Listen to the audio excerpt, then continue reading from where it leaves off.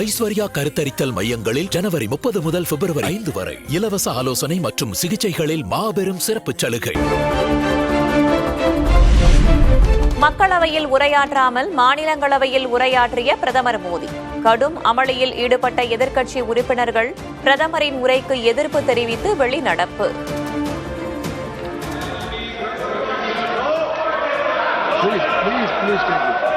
Please take your seat. This is not correct. Please take your seat. No. Please take your seat.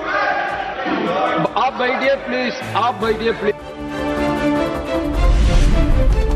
America ஐரோப்பிய union உடனான இந்தியாவின் ஒப்பந்தத்தை உலகமே பாராட்டுவதாக பிரதமர் மோடி பெருமிதம். நாட்டின் வளர்ச்சியில் எதிர்க்கட்சிகளுக்கு அக்கறை இல்லை என்றும் சாடல்.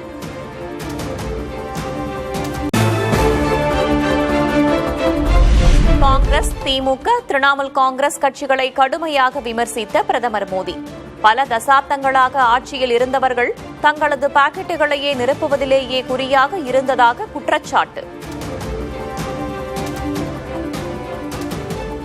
कांग्रेस हो, टीएमसी हो, डीएमके हो, लेफ्ट हो, ये दशकों से केंद्र में सत्ता में रहे हैं, सत्ता के भागीदार रहे हैं. இடதுசாரி தீவிரவாதத்தை ஒழித்ததால் தனக்கு சவக்குழி தோண்ட பார்க்கிறார்கள். எதிர்க்கட்சிகள் மீது பிரதமர் மோடி கடும் குற்றச்சாட்டு. मोदी की कब्र खोदने की बात ऑपरेशन सिंदूर करते हैं, इसकी उनको परेशानी होती है और इसलिए वो मोदी की कब्र खोदते हैं.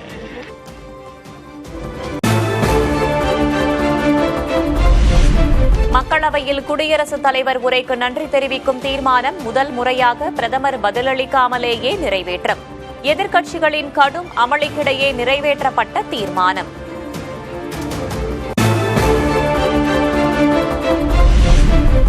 பிரதமர் மோடியை எதிர்க்கட்சிகள் தாக்க திட்டமிட்டிருந்ததாக மக்களவை சபாநாயகர் ஓம் பிர்லா குற்றச்சாட்டு. பாதுகாப்பு கருதி அவைக்கு வரவேண்டாம் என்று தான் பிரதமரிடம் கூறியதாகவும் விளக்கம்.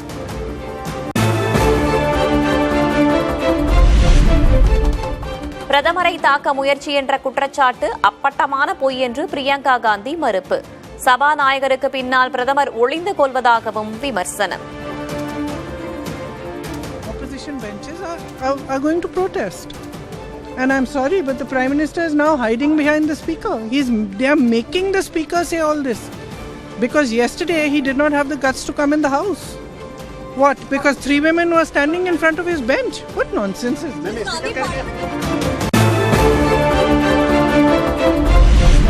வரும் 28ஆம் தேதி மதுரை வருகிறார் பிரதமர் நரேந்திர மோடி. தேசிய ஜனநாயக கூட்டணி பொதுக்கூட்டத்தில் பங்கேற்க திட்டம்.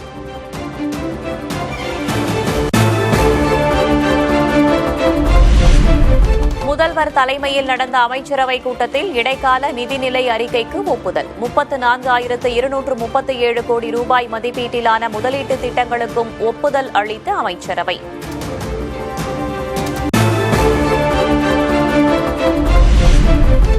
தொழில்துறையில் தமிழ்நாட்டை முதல் மாநிலமாக்க நடவடிக்கை. வரும் 12ஆம் தேதி முதலீட்டு செயலாக்க மாநாடு நடைபெறும் என்றும் அறிவிப்பு.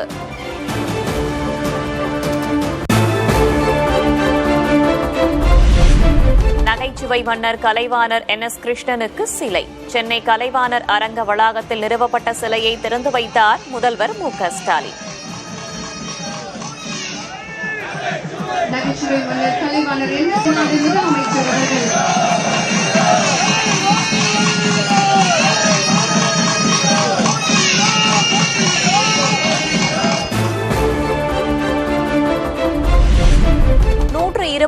நாள் வேலை உறுதி திட்டத்தை திமுக அரசு சீர்குலைக்க முயல்வதாக எடப்பாடி பழனிசாமி குற்றச்சாட்டு.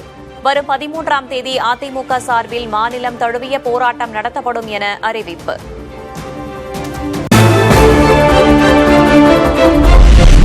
தோல்வி பயத்தில் தினமும் தேர்தல் அறிக்கையை வெளியிடுகிறார் பழனிசாமி. விஜய்க்கு நாட்டு நடப்பு தெரியவில்லை என்று விமர்சித்த பழனிசாமிக்கு செங்கோட்டையன் பதிலடி.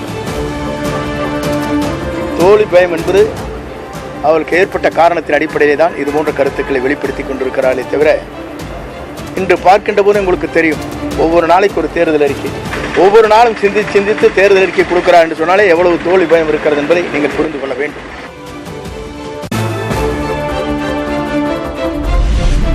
விஜயால் தமிழ்நாட்டை பாதுகாக்க முடியாது என்று அதிமுக முன்னாள் அமைச்சர் RB உதயகுமார் விமர்சனம். தன்னை சார்ந்தவர்களையே காப்பாற்றாமல் ஓடியவர் விஜய் என்றும் தாக்கு. உங்களுக்கு பார்க்க வந்த, உங்களை கேட்க வந்தவங்களை காப்பாற்றாமலேயே நீங்கள் ஓடி போயிட்டீங்க. நீங்கள் எப்படி தமிழ்நாட்டை காப்பாற்றுவீங்கன்னு ஒரு பொது வெளியில் இருக்கிற அந்த கேள்விக்கு முதல்ல அவர் உணர்ந்து பதில் சொன்னா தான் அடுத்த சிந்தனைக்கே மக்கள் போவாங்க.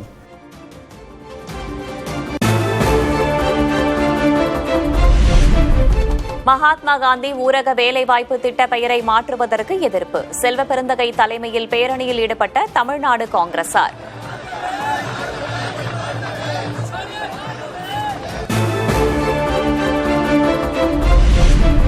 சட்டமன்ற தேர்தலையொட்டி நாளை முதல் தேமுதிக விருப்ப மனு விநியோகம். கூட்டணி இறுதியாகாத நிலையில் தேர்தல் பணிகளை தொடங்கியது தேமுதிக.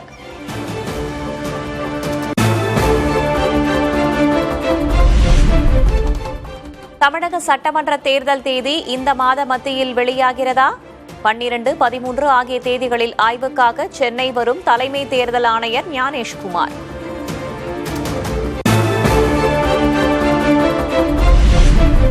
வருமான வரி பாக்கியை வட்டியுடன் செலுத்தாவிடில் ஜெயலலிதாவின் சொத்துகள் ஏலம் விடப்படும்.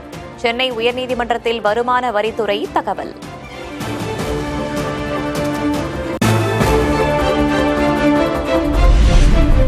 தங்கம் விலை சவரனுக்கு 4640 ரூபாய் குறைந்தது. சென்னையில் ஒரு சவரன் 1,14,560 ரூபாய்க்கு விற்பனை.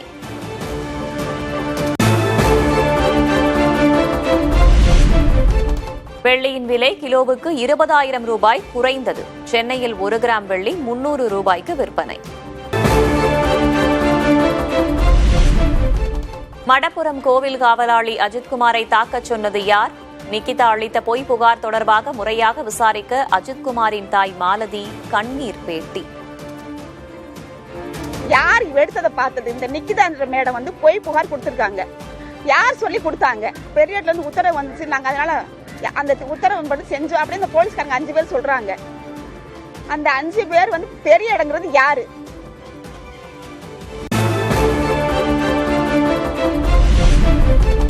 ரயில்களில் RAC பயணிகளிடம் முழு கட்டணம் வசூலிப்பது நியாயமானதல்ல என்று நாடாளுமன்றத்தில் ரயில்வே நிலைக்குழு அறிக்கை. பகுதியளவு பணத்தை திரும்பத் தரும் நடைமுறையை ஏற்படுத்த பரிந்துரை.